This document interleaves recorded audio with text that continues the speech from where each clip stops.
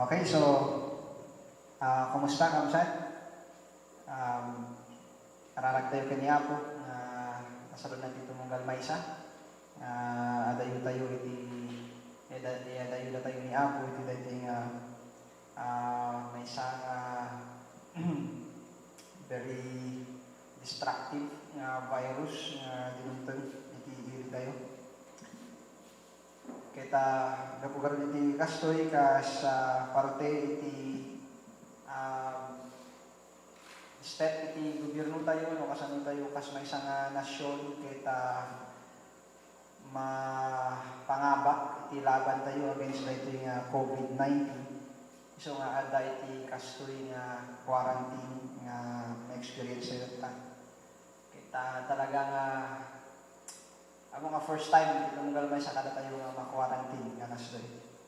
Ano ti adjustments, ano ti banbanan na hanti nga use nga iti kararag tayo kita iti sufficient grace niya po Diyos.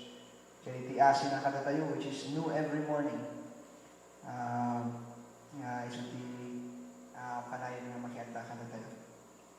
So, kamsat iti kahit ko man pagtungtungan tayo, kahit may panggap iti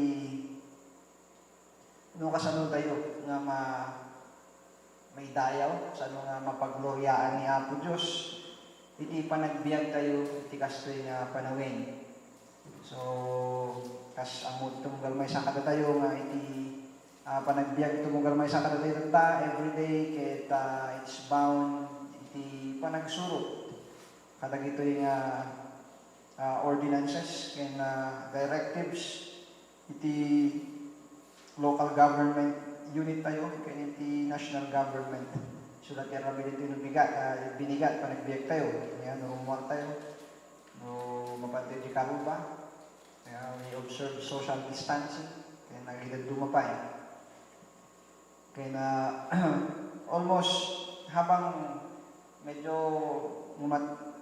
grabe, iti kasi nga laban tayo, iti nga COVID-19. Kaya adun pa ilagay sa magmano rules nga karamihin na, modifying nagiti nga rules and ordinances, directives that we have to be able to effectively win this fight against COVID-19. And so iti mga define or iti activities tayo binigan. Iti daman kita kasano tayo mag-glorify nga ang Diyos. Iti kasi nga pa naman iti panagbiag tayo. I am so glad na every Christian and most especially members of our church kaya talaga nga makita iti diligence tayo nga sumurot kada ito nga pamantayan iti gobyerno tayo. Well, that is may isang commendable qualities ito mong may isang tayo. DJ, and concerned tayo about what is right and what is good. So, iti follow-up mga question tayo iti dito damang tayo nga kasano tayo nga mag-glorify ni Apo di kasto nga panawin.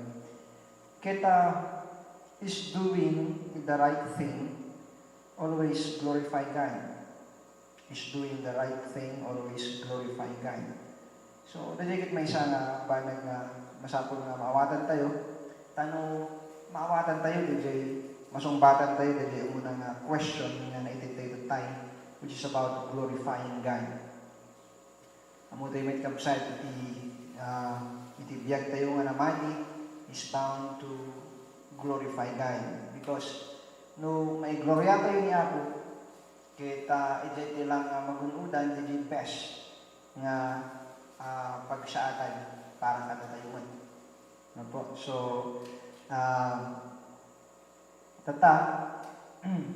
kasano garod no iti may isa nga tao ba iti naramid na iti may isa nga mayat nga banag, imbag nga banag, kita is it glorifying God already? So, kahit ko nga ipan ko pa ilang attention nyo yung Old Testament. David says in the book of Psalms, sabi niya, sacrifices and offerings God despise. Doon iti offerings ng tao, right offerings, correct offerings, they study the law of offerings, ano kastakit correct di offer na mapan na di temple. But David knows nga adu katagi offerings nga dagiti do right, but they are despised by God. Okay, nangasawin nga nirespeto niya ako nga naragsakan niya ako Diyos. Ngayon pala ni David nga a broken and a contrite heart God will not reject. So, adu iti offerings nga dagijay ken sacrifices that are despised. Ngayon pala ni Apo Diyos, kuna ni David, ni Apo Diyos saan nga i-reject iti a broken and contrite heart. So, kaya so when dijay greater value iti anyaman nga banag na i-offer iti tao kani Apo Dios ket haan nga dijay material, haan nga dijay physical, na di ket dijay spiritual nga nila una or dijay objective na kamsen or dijay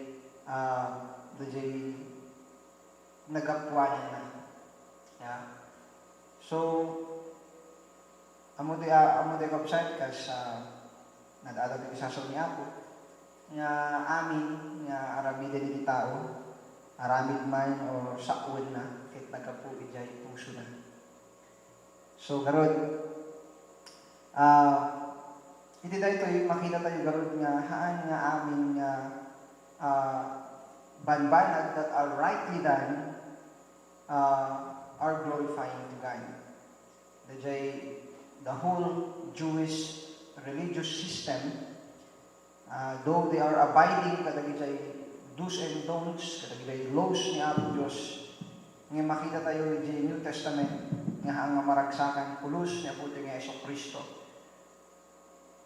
Apay kami kadagay aramiden da, though most of those things na aramiden da kapsat are based on the books of Moses, ngem haan nga makapag-glorify kani Apo Diyos gamit kamali jay puso da. So iti kasting nga panawin garod nga we are bound to live and obey dagitoy nga directives iti gobyerno tayo. Ket nasken garod nga i-consider tayo iti puso iti tumunggal maysa kada tayo. Tayo sulain iti pagapuanan iti kinapudno. Tano dagito nga banag na aramiden tayo kumakamsan. Kita makaipadayaw kini Apo Diyos.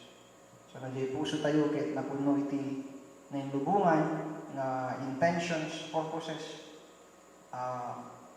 objectives, ket sigurado nga iti aramiden tayo langkit magapuka dagiti nga banbanag nga nainlasagan. Ngem iti puso tayo kamsat ket napuno iti sasaw ni Apo Dios. Sigurado nga iti aramiden tayo lang ket dagiti banag nga makaipadayaw ket ni Apo Dios. So umuna iti amin ket ko nga kitain tayo kamsat nga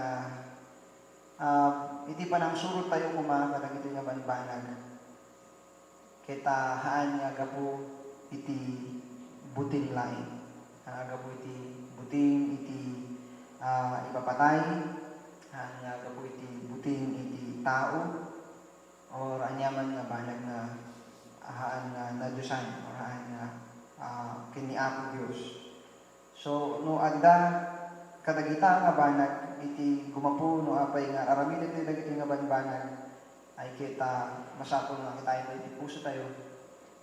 Dagito nga banag nga nailasagan ket agbunga mo lang tinilasagan nga purposes, intentions na inlasagan nga banbanag nga haan nga glorify kini Apo Dios, di ket destructive iti biyag iti may isang namati. Kinabalin pa yung agkos iti discord, iti kakabsay. Tas makita tayo iti unbelieving world, nga talaga nga aga-apa na gapulang ti tissue. Apay, gamin na ginito duma, who are afraid of discomfort, afraid of anyaman nga banbanag, may panggipiti biyag, afraid to die, at talagamit nga naginunaga nga mapan gumatang, ibusin dati alcohol, datangin daamin alcohol, datangin daamin lagi nga banbanag, iti Las Vegas, iti talaga nga iti percentage iti gumatgatang iti paltug, iti talaga nga very high. Apay, because these people are afraid of losing their life and anything that pertains to that life.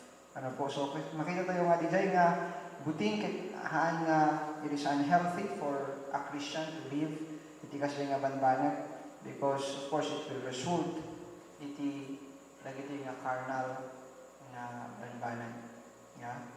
So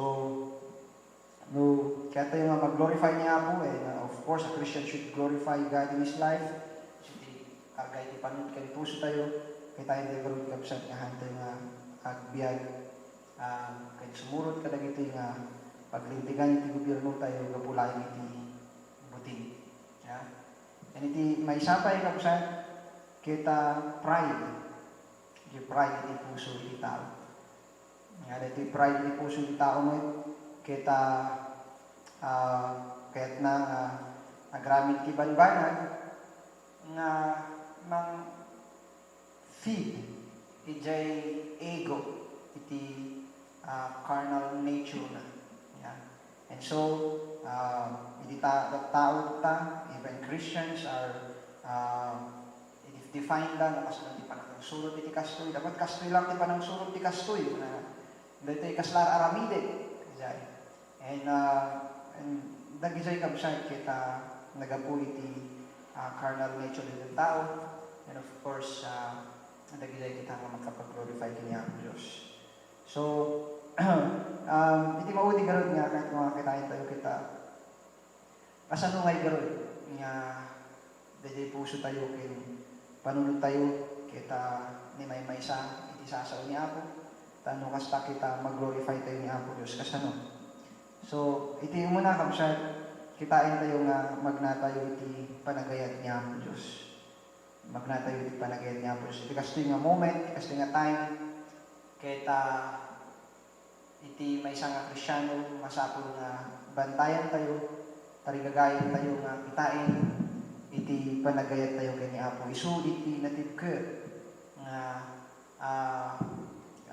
pundasyon, nga ground tayo, agbiag nga makaglorify kini Apo Diyos iti kastoy nga panaway tayo nga we are bound iti nagadado nga rules tapos iti binigyan nga panagbiag tayo. So sumuro tayo mga kadagiti nga pagbintigan, kitain tayo nga gapu kuma iti panagayat tayo kini Apo Diyos. When we love God, nawayatin tayo ni Apo, kita we bow in reverence and honor. On honor tayo sa na, respect tayo iso na, iti sovereignty na, iti power na, that He is in control of everything. And iti panagay tayo kanya na, kita we learn to submit iti amin nga banag nga ipadubos na, nga mapasama. Amin nga biyag, ken amin nga awanan ti biyag, nga banbanag iti lubong, si biyag, ken awanan iti biyag, nga dali iti lubong, ket inaramid niya po Diyos. Kita awan kadagitoy itihan nga tingel niya po Diyos. So, no adda iti panagbuting tayo kaniya po. Adda iti nagapu iti panagayat tayo kaniya na. Kita sigurado nga iti umuna nga iti amin nga banbanag nga aramidin tayo. Kita papanunutin tayo iti panakaidayaw niya po.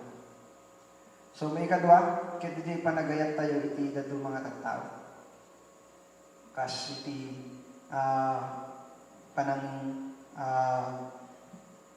ibaga niya po ito ni Heso Kristo nga kuna nga dagijay laws kita na isabap ito duwa, which is to love God and to love your neighbor as yourself. So, iti panagayat tayo iti mga tattao. Kapag nasugutin tayo dagitoy, kit gabuta, ayatin tayo ni Apo Diyos, kinayatin tayo iti duma nga tattao. Yan. So, kasko na ni Martin Luther, iti panawin da, kita dahil may isang plague mo lang na nagpatay na nagdadungan ng tao. Kita, kuna na, no amok nga dijay panangruar ko, panagapan ko nila itong mga tao, kita mangkos iti ipapatay da, o ipapatay ko, something that is not acceptable in the conscience ko kasi may isang Kristiyano kahit pananahaan ko nga aramidin. So, kapsat, kasi ayatin tayo dito mga tao, we look, kitain tayo di pagsaatan na. Kasi malaki iti panagayat tayo, iti bagi tayo, iso makikita tayo iti pagsaatan tayo. Yeah. So, noon natin ito nga panagayat, kini Apolos kini panagayat tayo, iti bagi tayo, iti mga tao, kita maaramid tayo lang ito mga banbanag na padagsin kada tayo or nga para laing iti parang fit tayo iti carnal na nature tayo iti maaramid tayo ito na godly way nga ni Apo Diyos kit mag-glorify iti panagbiag tayo. Siguro nga kapsat tarigagayan tayo nga protektaran iti pagpamilya tayo kaya iti bagbagi tayo nga iso iti templo